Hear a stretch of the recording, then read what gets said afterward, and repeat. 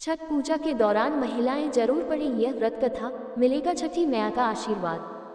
छठ पूजा की कहानी। छठ पूजा को लोक आस्था का महापर्व कहा जाता है। इस पर्व में छठी मैया यानी षष्ठी देवी और भगवान सूर्य देव की पूजा होती है। पंचांग के अनुसार हर साल छठ पूजा का पर्व कार्तिक मास की शुक्ल की चतुर्थी तिथि से शुरू होकर सप्तमी तिथि तक चलता है। इस साल छठ की शुरुआत आज यानी 5 नवंबर 2024 से हो गई और इसका समापन शुक्रवार 8 नवंबर 2024 को होगा। 4 दिनों तक चलने वाली छठ पूजा के दौरान सूर्य देव और छठी मैया की विधिपूर्वक पूजा की जाती है। जहां एक और छठ पूजा के दौरान महिलाएं संतान की लंबी उम्र और उन्नति के लिए व्रत रखती है, तो वहीं दूसरी ओर छठ पूजा की शाम के समय व्रत कथा सुनना भी जरूरी माना जाता है। ऐसा कहा जाता है कि छठ पूजा तब तक अधूरी रहती है जब तक इससे छठ पूजा की व्रत कथा न सुनी या पढ़ी जाए। ऐसे में आइए पढ़ते हैं छठ पूजा की व्रत कथा। छठ पूजा से एक पौराणिक कथा राजा प्रियव्रत से जुड़ी मिलती है। इस पौराणिक कथा के अनुसार प्रियव्रत नामक एक राजा हुआ करते थे। राजा और उनकी मालिनी पत्नी हमेशा दुखी रहते थे क्योंकि उनकी कोई संतान नहीं थी। उन्होंने संतान प्राप्ति के लिए कई उपाय किए लेकिन नतीजा कुछ न निकला। एक बार संतान प्राप्ति की कामना के लिए राजा प्रियव्रत और उनकी पत्नी महर्षि कश्यप के पास गए और कहा कि हे महर्षि, हमें संतान प्राप्ति का कोई उपाय बताएं।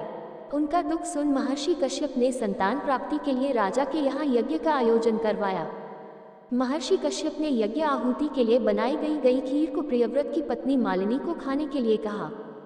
राजा ने अपनी पत्नी को वो खीर खिला दी और खीर के प्रभाव से राजा की पत्नी गर्भवती हो गई। फिर 9 महीने बाद रानी को पुत्र लेकिन वह मृत पैदा हुआ। ये देख राजा और उनकी पत्नी और ज्यादा दुखी हो गए। इसके बाद राजा प्रियव्रत अपने मृत पुत्र को लेकर शमशान गए और पुत्र वियोग में प्राण त्यागने का प्रयास करने लगे। उसी समय शमशान में देवी प्रकट हुई।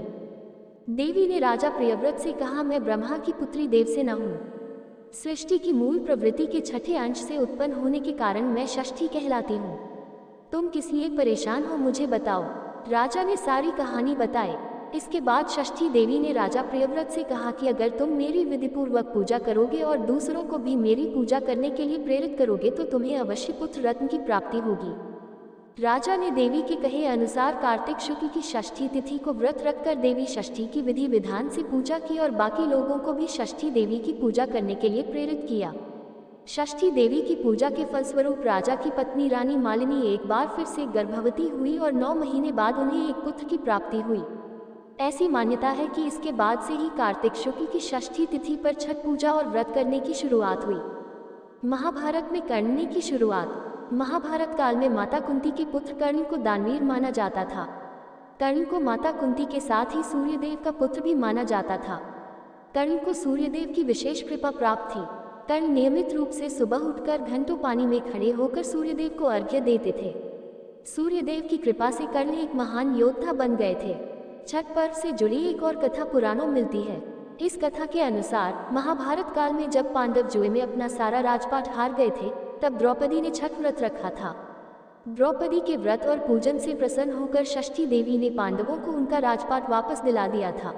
अगर आपको हमारी यह कहानी पसंद आई है तो प्लीज़ हमारे चैनल को लाइक एवं सब्सक्राइब करें।